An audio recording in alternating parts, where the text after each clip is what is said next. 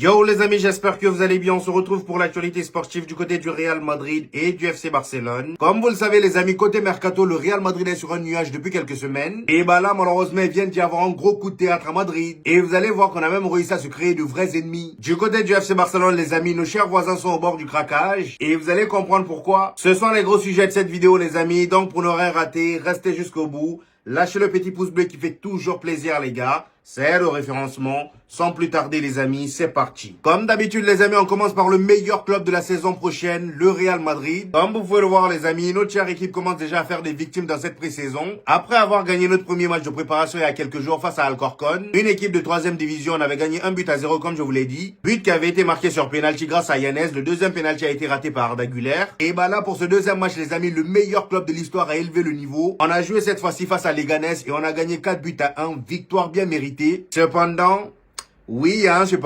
j'ai vu le résumé de ce match-là, les amis, et autant vous dire que ça m'a bien calmé pour la saison à venir. Franchement, j'étais tellement excité. C'est dans ce match-là, les amis, que j'ai encore plus compris qu'il y a certains joueurs au Real Madrid qui n'ont plus rien à faire ici. Franchement, Camavinga. Pour ceux qui pensent que j'abuse, allez-y revoir le match après cette vidéo et dites-moi ce que vous en pensez de Camavinga.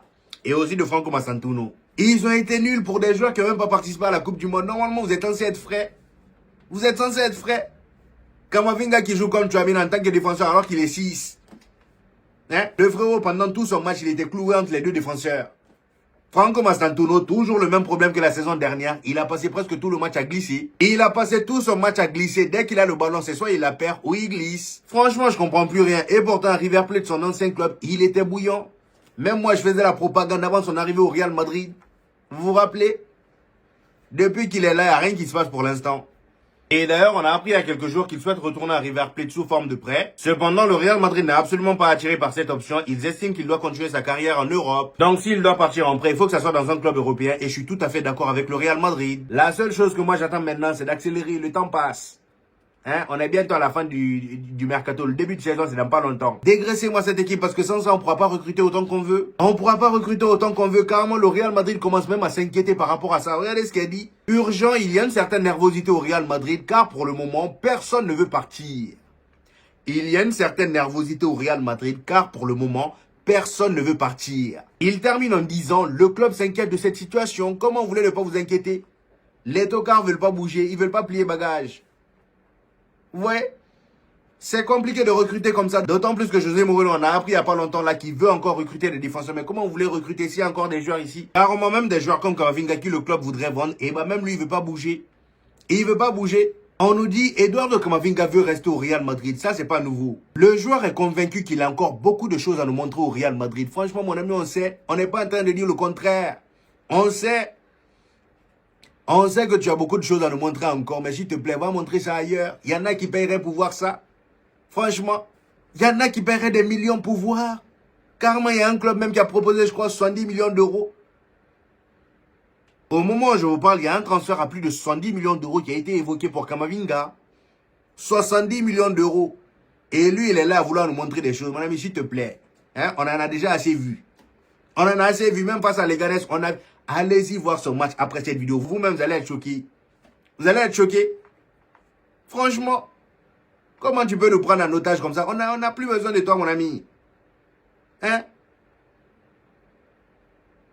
Et alors que depuis le début du mercato, le Real Madrid, on est sur un nuage. Franchement, financièrement parlant, il n'y a personne qui nous teste. Même le Paris Saint-Germain est en colère. Depuis qu'on les a piqués Yann Diomandé, ils ont le seum. On le voit sur Twitter. Chaque jour, il y a un nouveau tweet. Et moi, avec tout ça, je me régalais d'autant plus que bien avant, il y a eu aussi d'autres recrutements. Dumfries, Cucurella, Bernard de Silva, Konaté. Même si Konaté, ça m'enflamme moins. Mais franchement, quand on entend tous ces noms-là, on ne peut qu'être content.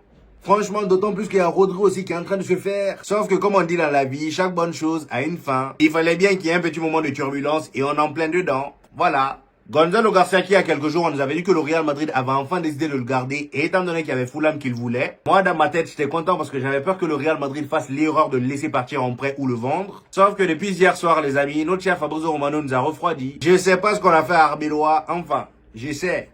Mais vous voyez ce que je vais dire. Dites-vous que malgré que le Real Madrid veut garder Gonzalo Garcia, et Arbeloa ne recule devant rien. Il continue son pressing. Il continue son forcing. Regardez ce qui est dit. Coup de théâtre pour le mercato du Real Madrid. Le Real Madrid anime toujours autant le marché des transferts. En attendant de boucler les arrivées de Yan Diomandé et de Rodri, les Espagnols s'activent pour dégraisser. C'est-à-dire que le Real Madrid s'empresse pour dégraisser l'équipe. C'est-à-dire pour vendre ou pour envoyer certains joueurs en prêt. Un départ de Gonzalo Garcia est toujours d'actualité.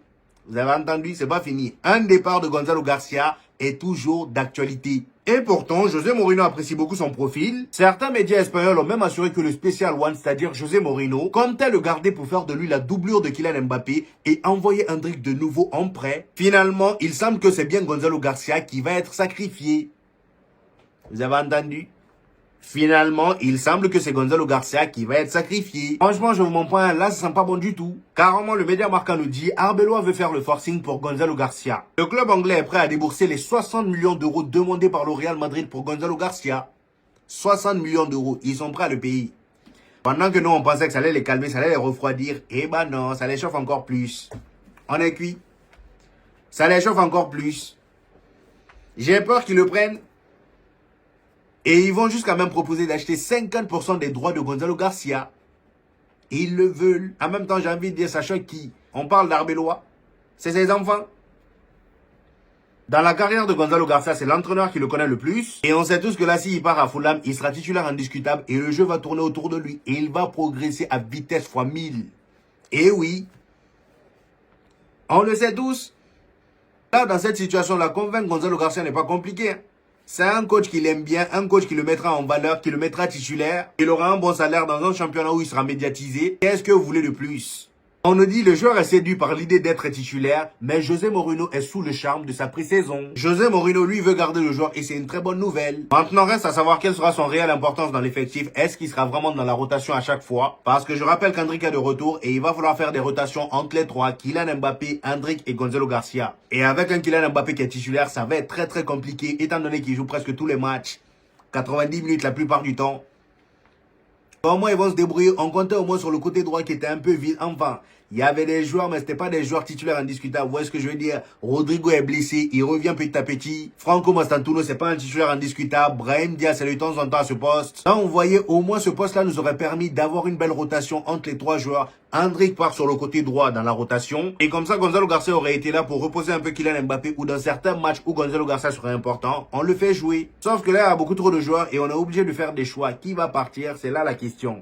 Dites-moi en commentaire selon vous qui devrait partir entre Gonzalo Garcia et Endrick. En parlant de jeune de la Cassia les amis, mauvaise nouvelle pour notre cher Thiago Pitache qui sera absent pendant 6 semaines. On nous dit le jeune milieu espagnol s'est blessé au genou lors de son retour à l'entraînement avec le Real Madrid. Et en ce qui concerne la prolongation de notre cher Vinicius les amis, là on a une information qui vient de tomber. On nous dit le Real Madrid a envoyé une contre-offre de prolongation pour retenir Vinicius. Le Real Madrid espère parvenir à un contrat après des mois de négociations et a conscience de l'intérêt d'Arsenal.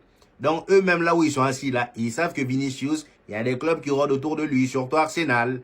Voilà. Donc ils n'ont pas intérêt à faire n'importe quoi. Sinon Vinicius, il reste au Real Madrid jusqu'à la fin de son contrat. Et comme ça, il partira gratuit. L'arroseur a arrosé. C'est notre travail, non?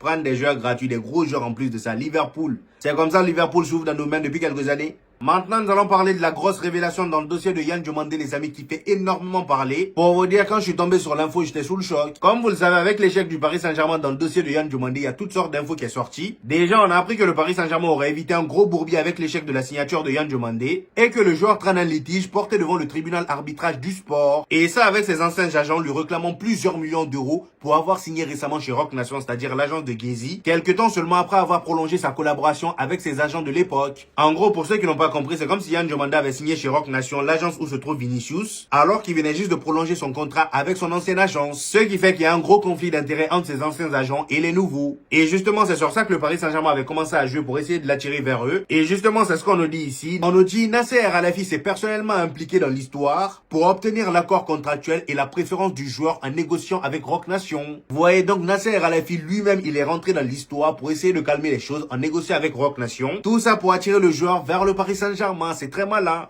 Raison pour laquelle d'ailleurs eux dans leur tête le joueur était à eux, sauf que non. Don Pérez n'avait pas dit son dernier mot. Il était là.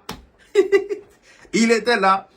Don Perez n'a pas dit son dernier mot. Il est venu, il a claqué 120 millions d'euros, voire même plus. Pour l'instant, on ne connaît pas encore, c'est assez flou. Mais il a lâché un chèque de plus de 100 millions d'euros. Il a piqué le joueur dans les mains du Paris Saint-Germain et c'est ce qui a provoqué leur colère. Raison pour laquelle, depuis quelques jours, on ne respire plus sur Twitter. À chaque fois, il y a un tweet sur le Real Madrid. À chaque fois, il y a un tweet sur le dossier de Yann Diomandé pour essayer de décrédibiliser le Real Madrid. En nous faisant passer en plus de ça pour un club qui claque je ne sais combien de millions d'euros sur des jeunes joueurs. Sauf que mon cher Paris Saint-Germain, dans ce domaine-là, vous ne pouvez pas parler avec nous. Franchement, vous ne pouvez pas discuter avec nous. Vous voulez qu'on vous rappelle? On peut vous rappeler, hein. Vous êtes le club qui a le plus déréglé le marché du transfert. Il n'y a pas pire que vous. Il n'y a pas pire que vous. Peut-être que oui, maintenant, depuis l'arrivée de Luis Enrique, vous êtes calmé. Maintenant, vous êtes droit comme vous le dites. Vous ne faites plus de folie au mercato, peu importe le nom du joueur. Voilà, vous restez dans, comment ils appellent ça même. Vous respectez votre politique. Il n'y a pas de souci. Mais cela ne change le fait que vous avez été les premiers à dérégler le marché du transfert dans le football. Hein? À combien ils avaient acheté Neymar? Je crois plus de 200 millions d'euros. Vous voulez qu'on parle de vous, franchement? Neymar et Kylian Mbappé qui viennent à peu près en même temps. Les deux se suivent. Hein? Et encore pire, vous avez acheté Kolo Muani à 100 millions d'euros. Kolo Muani. Kolo. Et à ça, vous voulez parler avec nous, quoi. Quand vous voyez les, vous nous voyez, c'est la même chose. C'est pas parce qu'on a fait 2 saisons blanches que vous avez commencé à avoir la bouche sur nous. Calmez-vous, hein. Calmez-vous, on en a 15. Là où vous avez seulement 2 étoiles, là, nous, on n'a plus de place. Pour vous dire. Donc, calmez-vous. À partir du moment où tu es allé acheter Kolo Muani à 100 millions d'euros, viens même pas parler avec nous. On ne sait même plus où Kolo Muani joue. Franchement, il passe de club en club.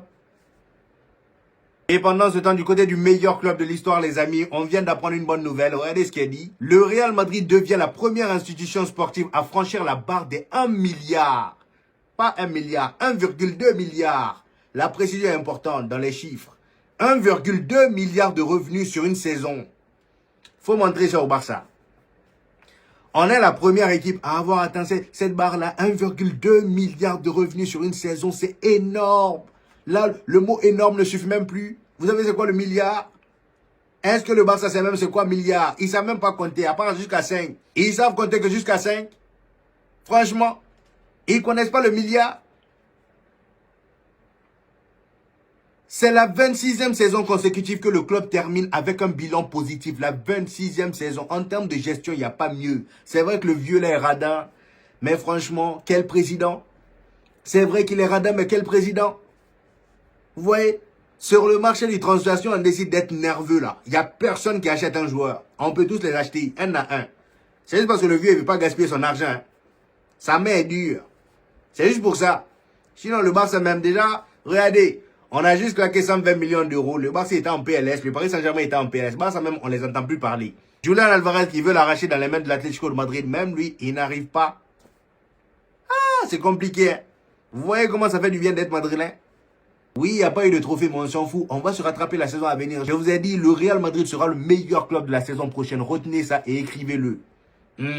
Maintenant, on part du côté du club Angel, les amis. Et là-bas aussi, il y a de très très grosses informations, voire même plus que le Real Madrid. Donc, pour ne rien rater, mes chers amis, restez jusqu'au bout. Attachez vos ceintures. C'est le moment de la pub.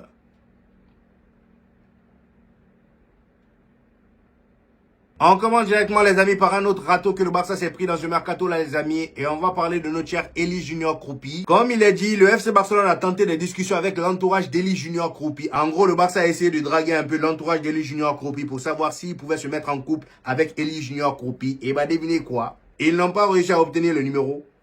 Voilà, ils se sont fait régaler. Fabrizio Romano nous dit clairement, Bournemouth ne veut pas vendre son joueur. Point barre. Point final. Pas point barre. Point final. Avec vous, de toute façon, tout va point barre ou point final. Tellement vous prenez des râteaux. Hein? Kroupi, non. Julián Alvarez, non. Yann Diomandé, vous l'avez dragué, vous a donné un faux numéro. Maintenant, vous l'appelez, il répond plus. Même Ferran Torres, avec qui vous êtes en couple là, il y a un autre qui est en train de le draguer en ce moment même. Attendez voir. Ils vont tellement pas vous louper. Et d'ailleurs, en parlant de Ferran Torres, on nous dit ici, le Paris Saint-Germain fonce sur Ferran Torres. Suite au raté de Yann Diomandé, c'est-à-dire le râteau pris avec Yann Diomandé, le Paris Saint-Germain vise désormais l'attaquant du FC Barcelone, c'est-à-dire Ferran Torres, très intéressé à l'idée de retrouver Luis Enrique. Vous voyez? Ferran Torres est très intéressé à l'idée de retrouver Luis Enrique. Donc, la dragouille est en train de passer. Le Paris Saint-Germain est en train de réussir à obtenir le numéro. Attention au Barça. Franchement, ça commence à me faire de la peine. C'est quel voisin ça? Franchement. Hein? Vous pouvez pas habiter à côté d'un club aussi sexy que nous qui réussissons à draguer qui nous voulons. Et vous passez votre temps à vous prendre des râteaux. Franchement, c'est pas normal. Si c'est comme ça, déménager, c'est mieux. Parce que nous, on ne veut pas se faire contaminer par vous. Hein? Ça, c'est des choses qui contaminent. On ne veut pas se faire contaminer, déménager. Et comme vous vous en doutiez, les amis, Laporta n'allait pas se laisser faire. Le président du FC Barcelone a pris la parole et il a mis le point sur la table. Personne ne va venir prendre notre joueur comme ça. On n'a pas des joueurs faciles ici. Il dit, Ferran Torres au Paris Saint-Germain. Si le Paris Saint-Germain veut signer Ferran Torres, nous l'évaluons à 100 millions d'euros. Point. Nous l'évaluons à 100 millions d'euros. Si vous voulez l'acheter, venez payer et prenez-le. Il enchaîne en disant, tout d'abord, Ferran Torres doit nous dire qu'il veut partir et il ne l'a pas encore fait. Il est pleinement engagé et prêt avec le FC Barcelone pour la pré-saison. Si le joueur veut partir, nous le laisserons partir avec joie, sans aucune crise sur Internet. Aïe, ça c'est une pique pour le Paris Saint-Germain. Merci Juan Laporta, là pour le coup tu me fais plaisir. Comme on dit, l'ennemi de notre ennemi est notre ennemi. L'ennemi de ton... Bon, laisse l'adage là pour un autre jour. Si le joueur veut partir, nous le laisserons partir avec joie sans aucune crise sur Internet. Mais à ce jour, Ferran Torres reste un joueur du FC Barcelone. Voilà, il n'y a pas plus clair. Pour l'instant, Ferran Torres reste au FC Barcelone. Je ne sais pas comment le Paris Saint-Germain va faire pour le convaincre et le ramener là-bas, mais en tout cas, on verra bien. Malheureusement, les amis, quelques jours après cette déclaration de Juan Laporta, le Barça a eu une très grosse frayeur pour lui. En effet, les amis, Juan Laporta avait été hospitalisé en urgence. Cependant, comme on le dit ici, plus de peur que de mal pour Juan Laporta. Victime d'une arythmie, il a été soigné avec succès. Il doit toutefois observer une période de repos et manquera la tournée anglaise ainsi que la prochaine réunion importante avec la direction. En tout cas, j'espère que tout ira pour le mieux pour lui. Très bon rétablissement à lui. Petite information concernant Julian Alvarez, les amis. Ultimatum du Barça pour Julian Alvarez. Eh oui, le Barça commence à passer la deuxième. On nous dit l'offre du FC Barcelone expire en fin juillet, c'est-à-dire aujourd'hui et début août. En gros, là, dès le début du mois d'août, l'offre que le FC Barcelone a fait pour Julian Alvarez à l'Atlético de Madrid va expirer. Donc, si cette période-là passe, le Barça devra donc attendre la saison prochaine ou le mercato prochain pour retenter Julian Alvarez. On nous dit, alors que l'Atlético de Madrid refuse fermement de vendre Julian Alvarez, Hansi Flick veut fixer son attaque au plus vite et garder déjà un plan B sous le coude. Alors là, pour le coup, j'ai envie de voir c'est quoi son plan B. Parce que là, si Julian Alvarez ne vient pas, et j'ai pas non plus l'impression que voilà, Lautaro Martinez les intéresse, qui va venir? Ce sera qui? Parce que là, pour l'instant, il n'y a pas trop de rumeurs niveau attaque, niveau pointe. J'espère vraiment pour le FC Barcelone qu'ils ne vont pas commencer la saison sans remplaçant de Robert Lewandowski. Si vous faites la même erreur que, comment elle s'appelle le défenseur, celui qui est parti à Al Nassr, Inigo Martinez. Si vous faites l'erreur de faire la même bêtise qu'avec Inigo Martinez, vous êtes cuit.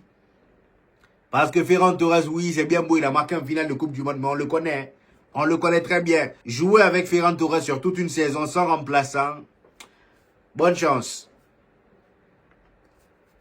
On enchaîne les hommes avec une bonne nouvelle pour le FC Barcelone. Rafinha est complètement rétabli de sa blessure musculaire. Comme vous le savez, durant la Coupe du Monde, il s'était blessé. Il avait eu une blessure musculaire. Et bah là, on nous a informé qu'il est complètement rétabli. Là, il va même commencer l'entraînement. Les amis, on a ici une déclaration de notre cher Lamine Yamal en 2024 qui est sur le point de se réaliser. Ce qui est sûr, c'est que là, il reste pas beaucoup de choses pour que ça se réalise. Il avait dit, avant mes 21 ans, je veux gagner la Coupe du Monde, la Ligue des Champions et 2 autres titres de champion avec le Barça. Résultat, au moment où je vous parle, il a remporté 2 Ligas, une Coupe du Monde et il reste plus que la Ligue des Champions. Voilà, Ligue des Champions. Et 21 ans, c'est encore loin. En fait, lui, là, parfois, quand je m'assois, je me dis, mais il y a un truc bizarre dans sa carrière. C'est trop parfait. C'est trop parfait, tout va vite. Il y a des choses, même l'histoire avec Lionel Messi, tout a l'air scripté. C'est des scénarios vraiment... Même dans les films, tu t'assois, tu dis non, ça là, c'est beaucoup trop facile. Eh ben non, pour Lamine Yamal, c'est normal. Voilà. On termine les hommes avec cette info qui n'a rien à voir avec le Real Madrid ni le FC Barcelone, mais c'est une info qui mérite d'être divulguée. Parce que c'est très rare. Comme vous le savez, en Argentine, les amis, depuis qu'on a commencé à les regarder, moi personnellement, j'ai jamais vu un noir là-bas. J'ai jamais vu un joueur noir dans l'équipe de l'Argentine. Je suis pas en train de dire que c'est un problème. Il y a bien des pays où il n'y a pas de noirs. Sauf que c'est tellement rare que là, on vient d'apprendre qu'il y a un noir dans l'équipe jeune. Et il s'appelle comment même? Stephen Kiki Ramos. Toi aussi, comment ça Kiki? Comment ça Kiki? Finalement, tout est bizarre avec lui. On nous dit qu'il est né en Haïti, adopté par une famille argentine et maintenant officiellement convoqué dans l'équipe nationale des jeunes argentines. Waouh, quel parcours. En tout cas, bonne chance à lui. On verra bien. Bref, c'était tout pour aujourd'hui les amis. J'espère que vous avez kiffé la vidéo. Dites-moi en commentaire ce que vous en avez pensé. J'hésiterai pas à vous répondre comme d'habitude. N'oubliez pas le petit pouce bleu qui fait toujours plaisir les gars. Ça aide au référencement. Pour tous ceux qui viennent de découvrir cette chaîne, ici on fait des vidéos débriefs des matchs du FC Barcelone et du Real Madrid. Et quand il n'y a pas de match, on fait des vidéos actualité. Donc abonnez-vous pour ne rien rater. Et on se dit au prochain épisode les gars. Peace!